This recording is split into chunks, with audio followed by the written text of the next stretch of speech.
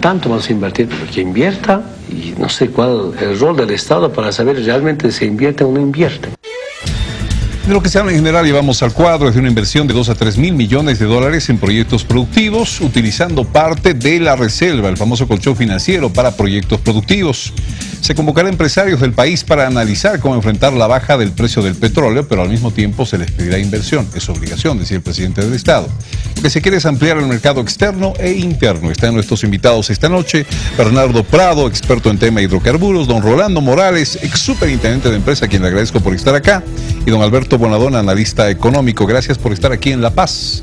Señores, bienvenidos, buenas noches, gracias por su tiempo. Don Julio Rodas, presidente de la CAO, está en nuestro estudio de Santa Cruz, quien será parte de este análisis en los siguientes minutos. Don Rolando Morales, ¿cómo ve la situación? Y al final, ¿esto nos afectará? ¿No nos afectará? ¿Estas políticas podrán dar resultados para que estemos tranquilos? ¿Cómo ve el panorama con la baja del precio del barril de petróleo? Mira, todo depende del tiempo que va a durar esta baja del precio del petróleo. Si dura poco tiempo, que podría ser, no nos va a afectar ciertamente, pero si dura mucho tiempo, sí nos va a afectar. Ahora, el problema de la duración es una gran incógnita, porque además de haber explicaciones económicas para esta baja del precio del petróleo, hay explicaciones de carácter de geopolítica, ¿no? No estamos alejados de los temas del problema que hay entre Rusia y la Unión Europea, del problema que hay en Irak con los yihadistas, en Irak y Siria, etc. Hay problemas de geopolítica. Vale la pena mencionar ya para comenzar que el mercado del petróleo y de los hidrocarburos no es un mercado competitivo, ¿no es cierto? Hay pocos oferentes de este producto en el mundo, y algunos de ellos, que son muy importantes, actúan en forma consensuada, es decir, como un cartel. Es el caso de la OPEP, ¿no? La OPEP en realidad ahora ha decidido que bajen los precios, ¿no es cierto? Ahora, claro, la OPEP ya no tiene la importancia que tenía en otras épocas, pero sigue siendo importante, es un actor importante, y según las decisiones que tome la OPEP vale la pena señalar, está dominado básicamente por los países árabes, y entre ellos por Arabia Saudita, ¿no? Arabia Saudita es el gran aliado de los Estados Unidos, enemigo acérrimo obviamente de Irán, enemigo de los yihadistas en Irak, en Siria. Entonces no se puede dejar de tener en cuenta ese aspecto. ¿Por qué señalo esto? Porque esto puede determinar la duración de este problema de la baja del precio del petróleo. Si arreglan rápidamente los problemas entre la Unión Europea y Rusia por un lado, y si arreglan el problema de los yihadistas, posiblemente de nuevo se va a lograr, digamos, que sube el precio de los hidrocarburos. Normalmente también vale la pena señalarlo, que debido a estos problemas debería subir el precio de los hidrocarburos. Porque claro, los operadores en el mundo tienen miedo de que Rusia les corte las ventas de gas a Europa, y ha decidido cortar la construcción de un importante gasoducto hacia Europa. El tema de la ocupación de los yihadistas de algunos yacimientos importantes de petróleo en Irak también es un factor que puede hacer más que todo elevar el precio, ¿no es cierto? Entonces hay las dos cuestiones que tendríamos que ver. ¿Por qué lo bajan? Debería ser la pregunta al final, ¿no? ¿Por qué lo bajan? Claro. El tema es que hay, si vemos desde el punto de vista geopolítico, hay ganadores y hay perdedores, ¿no? ¿Quiénes van a perder esto? Los yihadistas, que se financiaban con el petróleo de Irak, ahora van a tener menos posibilidades de hacerlo. Rusia está en una situación extremadamente difícil desde que empezó a bajar el precio del petróleo. En Rusia el precio del dólar o del euro se está disparando, tiene serios problemas para su presupuesto fiscal, etc. El tema de Irán es otro tema, es otro gran perdedor, ¿no es cierto? Y en América Latina tenemos otros perdedores, que son básicamente los países díscolos de América Latina, ¿no? Estoy hablando de Venezuela, de Ecuador y en gran medida también de Bolivia. Don Bernardo Prado, el barril hoy cotiza en $48.7, el barril de petróleo. ¿Cuál es el análisis de la situación que usted hace? Le voy a pedir que muestre el cuadro de ahí, por favor. Bueno, a nivel macro, a nivel global, el análisis es bastante sencillo, ¿no? Este es un tema, como decía el señor acá, es un tema de mantener una hegemonía dentro del juego del petróleo, ¿no es cierto? Arabia Saudita junto a los países que conforman la OPEP, lo que ha logrado con este precio del barril de petróleo es hacer inviables los proyectos de gas y petróleo no convencional en Estados Unidos, hacer inviables los proyectos del presal en el Brasil y hacer inviables los proyectos de Vaca Muerta en Argentina. Estos proyectos son viables según datos de IHS, que es un instituto conocidísimo para el análisis de estos temas. Estos proyectos son viables con un barril de petróleo a partir de los $57, ¿no es cierto? Estamos por debajo, por el momento son inviables. Habrá que ver cuánto tiempo dura esta caída para ver cómo es que nos afecta a nosotros como país, ¿no es cierto? Ahora, hay un factor que no estamos tomando en cuenta, y es que en la fórmula de precio de exportación del gas natural boliviano, tanto a Brasil como a Argentina, no aparece en ningún momento el petróleo como tal, es decir, el precio del petróleo no aparece como un factor, aparece en una canasta de combustibles, de fuel oils y de diesel oils, ¿no es cierto?, que evidentemente dependen del precio del petróleo para ser establecidos. Claro. Pero lo interesante en este caso y en esta coyuntura es que estos combustibles no han descendido en la medida en la que ha descendido el petróleo, es decir, las petroleras que se encargan de refinar estos productos han tomado en cuenta y han sido bastante previsivos para agarrar y tener cuidado de que el producto refinado, es decir, el diesel oil y el fuel oil, que nos afecta a nosotros, en este caso la gasolina también, lo vamos a ver. En México, por ejemplo, lejos de bajar el precio de la gasolina, ha subido el precio de la gasolina. Entonces el diesel oil y el fuel oil, que son los factores que le interesan a Bolivia, no han bajado de precio en una medida considerable. ¿El panorama es menos escabroso del cual se describe? Es menos escabroso porque en este trimestre, el trimestre que recién ha terminado, en diciembre, hemos llegado a vender nuestro gas al Brasil a un precio inclusive mayor al que lo habíamos vendido en el cuarto trimestre del 2008, que es cuando el petróleo alcanzó el récord de los $140 por barril. Es decir, se ha roto la relación entre el comportamiento del precio de los combustibles que forman la canasta de nuestra fórmula de precio y el precio del petróleo.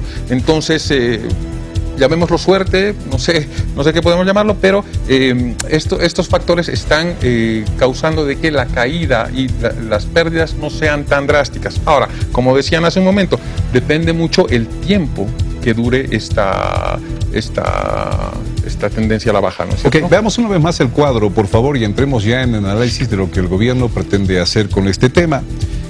Con esto que tiene en su pantalla, con esto y que usted lee, aquí están diciéndole las autoridades, tenemos que buscar otras áreas para ganar plata para el país, no solamente en el tema de hidrocarburos.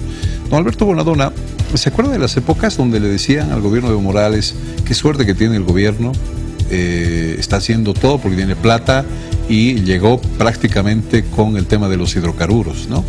Esto se comprueba con este momento que está viviendo el país y con este pensar de hacer promover nuevos sectores productivos en el país para tener otros ingresos y no depender tanto del tema del petróleo? Bueno, a ver, hay varias aristas en esto, ¿no? Una de ellas es que creo yo que la promoción de sectores productivos en Bolivia nos llega algo tarde, porque esto podría haberse hecho no solo en la parte productiva, sino también en la parte financiera. O sea, ganar más plata se pudo haber hecho invirtiendo dinero para obtener más dinero, ¿no? Por ejemplo, haciendo fondos de estabilización, que se ha hablado en todas partes sobre esto.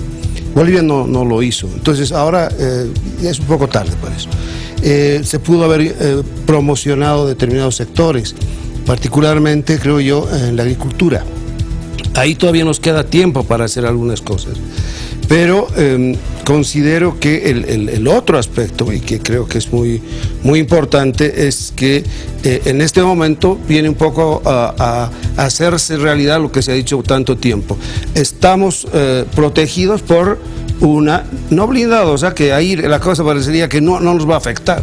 Por cierto, va a afectar la caída del precio, si bien puede tardar, siempre hay rezagos en estos ajustes, pero va a afectar a la economía boliviana, y en estos efectos que pueda tener, Bolivia lo que tiene ahora es precisamente el gran colchón de las reservas. O sea, estamos hablando de lo que hablaba hace un momento Hugo Siles, en el sentido de tener plata como para poder soportar el embate que viene a ser, sin duda, con grandes efectos en la economía boliviana. Ahora, estos grandes efectos tampoco se van a dar algo así como pasado mañana ya empieza a derrumbarse, no, son efectos que se van a prolongar. Yo pienso que el 2015 no va a ser un año de grandes conmociones, se va a sentir más el año 2016.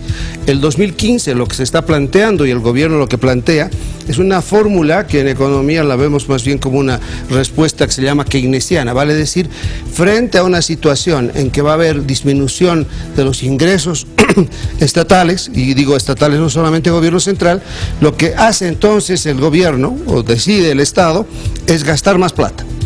Y gasta esto para permitir que la actividad económica no caiga tanto como se podría suponer si no hacemos nada. Entonces, esta es una política dinámica por parte del Estado, una política fiscal de mayor gasto, y a esto se ha estado refiriendo, y a esto también se ha referido el presidente, es decir, está diciéndonos, vamos a gastar más para evitar que el efecto sea más serio si no hacemos absolutamente nada. Ok, doy la bienvenida en Santa Cruz al presidente de la CAO, don Julio Rodas. Don Julio, muy buenas noches, gracias también por su tiempo.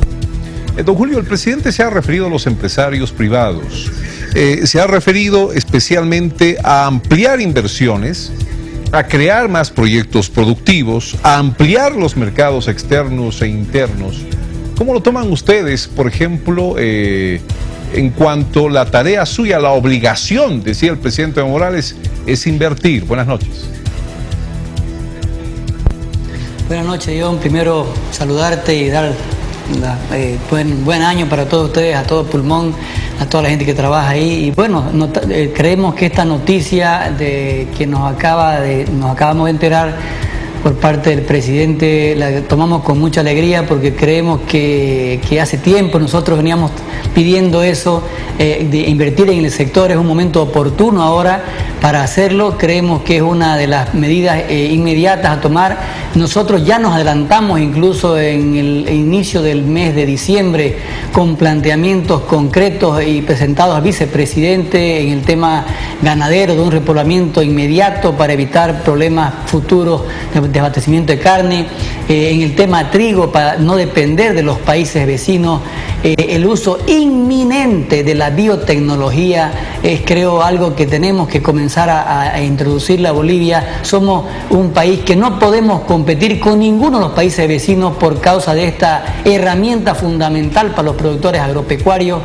Bueno, tenemos el tema de silos, una deficiencia de silos para poder captar toda la producción de granos. Este año ha sido un año que, pese a que hemos incrementado solo 1.5% del área de cultivo, hemos aumentado 8%, casi 9% de los rendimientos. Esto muestra que hay realmente un trabajo importante en el tema productivo.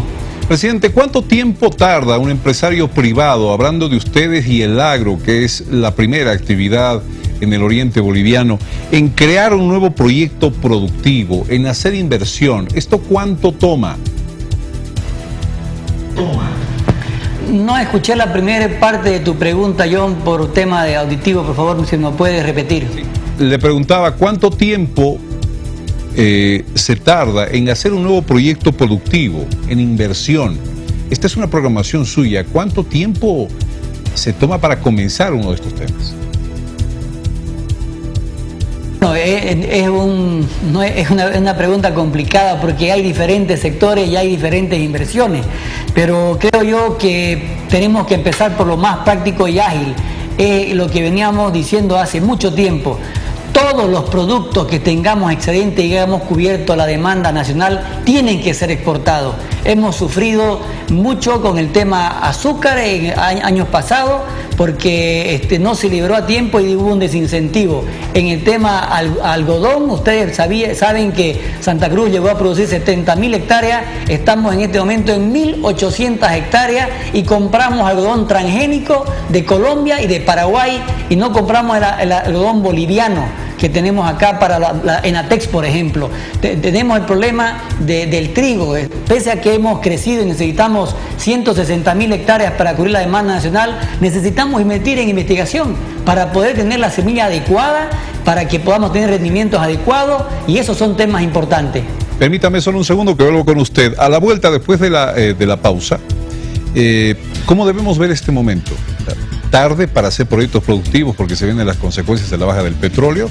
¿O es un momento de fortaleza para el país para dejar de depender de los hidrocarburos y mirar otros sectores? Lo dejo a nuestros analistas después de la pausa, ¿sí? Vamos a y volvemos por